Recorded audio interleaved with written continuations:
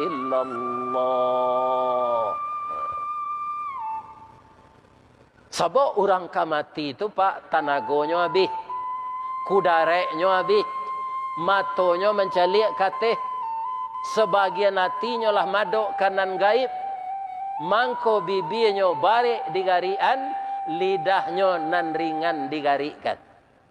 Jadi kalau ada apa mau nikan orang lah hampir mati, sakratul maut, nampak dia pak sudah apa bisian ke telingonya, ya kan? Kuindak kalau ndak dibisian apa? Kalau orang taat ditatapkan di Allah. Yusabbitullahu alladzina amanu bil qawli tsabiti fil hayatid dunya wal akhirah. Ditetapkan oleh Allah perkataan orang yang beriman itu dari dunia